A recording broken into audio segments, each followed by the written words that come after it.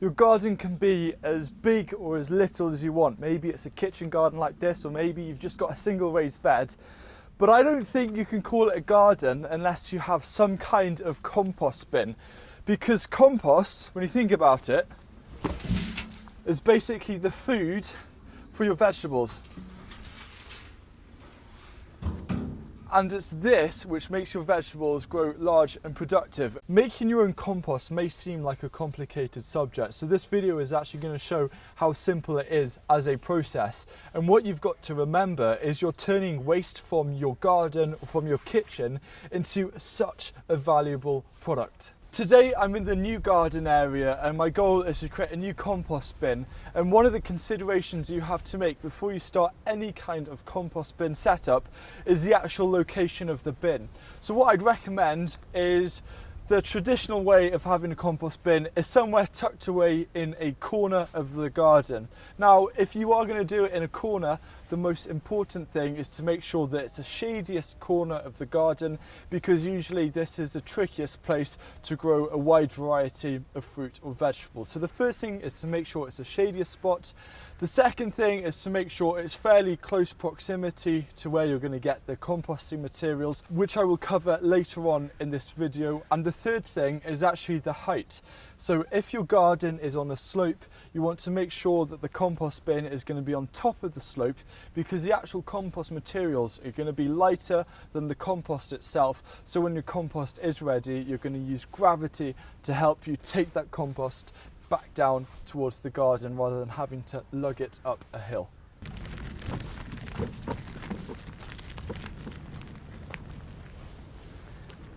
The next consideration is to think about what kind of compost bin you want to make.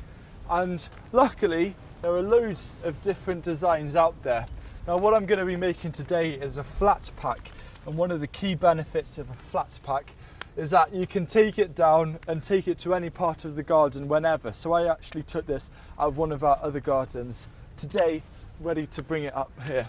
But there are plenty of other compost bins you can do. You can do plastic ones, but I don't feel that they look as good. You just have this weird, ugly looking plastic tower in your garden. I prefer more of a rustic look of wood. One of the things that I actually show in my new book, Veg in One Bed, which I'm celebrating the launch of this week, is how to make a compost bin out of some pallets. So that's a really inexpensive way. But things like flat packs, these aren't really going to cost an arm and a leg, and they're going to last a fair few years and give you a lot of compost. So it's as simple as finding it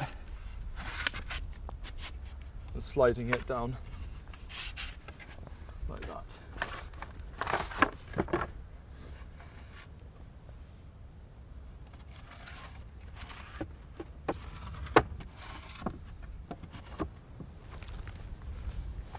Then I'm going to get another end.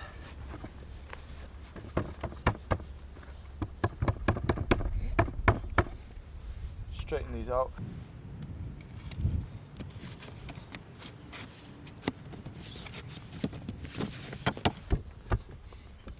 That's one panel done, and you can just see how quickly you can put this together, and if there's anything on the ground which is making it a bit uneven, we can always come back and remove it, because it's a really light compost bin.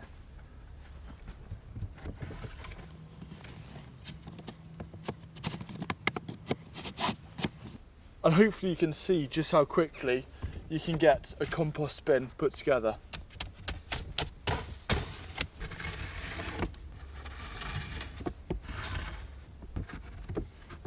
I'm just ready for the final corner post now.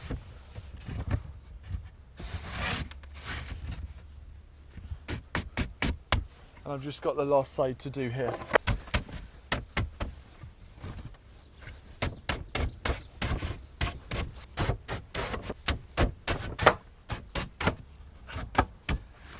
And that might have taken me about 5 minutes, maybe even less. But really quickly you can see how easy it is to make a compost bin, and I can just have a look here and look at maybe adjusting it slightly, pushing down on the ends. But in all honesty, I am really happy with that, and that's going to do the job. the next thing which you need to know is actually knowing what to compost. And I'll keep it really simple because I think quite a few people make it way too complicated. But there's greens and there's browns, and greens actually stand for anything that is nitrogen rich. For things like cow manure are actually a green even though they're brown, but I think everything that is living is kind of a nitrogen, so it's going to be a green material, but everything that's more dead is brown, and brown is full of carbon. So things like these autumnal leaves or shredded paper, newspaper, cardboard, sawdust, all of these are brown materials, and green materials are things like these lawn clippings or even spent brewery grains, coffee grounds or cow or horse manure. And I've actually got a comprehensive list for you down below in the video description, so you can just make a list of ones which you can easily source. But a really important other green is a kind of things that you're going to get from your garden or kitchen waste, such as vegetable scraps or old plants. So the next thing is about a composting recipe, and there seem to be dozens of ones out there, but we just want to keep things simple, and this is going to work. So for every bucket of green material, you want 2 buckets of brown. So it's a very simple 2-to-1 ratio. And then all I'm going to do to start this off is make a layer kind of green at the bottom, but just keep that 2-to-1 ratio, and it's going to make all the difference. So that's bucket number 1. So far it's a 1-to-1 ratio in volume. So I'm just going to add another bucket in. And then all you need to do after this is think of your compost bin as a lasagna, and you want to keep on piling on the greens and browns. So I think a really good starting point is 2 to 3 buckets of green, and then put 5 to 6 buckets of brown, and keep on building it up like a lasagna. And it's as simple as that. That is basically all you need for composting. This method here is known as slow composting, and what this does is it's going to take maybe 9 to 12 months for the compost to be ready for use. But if you want to speed it up, you can use more of a hot composting method, where you actually turn the pile. So you can turn it maybe once or twice a month, and this is just going to aerate it and really speed up the composting. But in all honesty, we never really turn our compost piles, but if you are desperate or if you need to try and get a quicker turnaround, then coming in with a fork every once or twice a month is going to make a big difference. Now, even though composting is that simple and it's very rare to run into any problems, there are 2 quite common problems which could happen. The first one is that the compost process is just way too slow, and you have no idea why it's so slow, and it's maybe taking over 12 months. What you need to do is that there isn't enough nitrogen. So just by mixing in a couple of buckets of maybe coffee grounds or manure into it should speed it up. Now, if you've actually added too much nitrogen, such as loads and loads of grass clippings, it can smell quite a lot, and your neighbours might not be happy. So a way of masking the smell is to just get something that is really high in carbon, for example these shredded paper, and just mask over the top, and that's going to eliminate any smells that you have.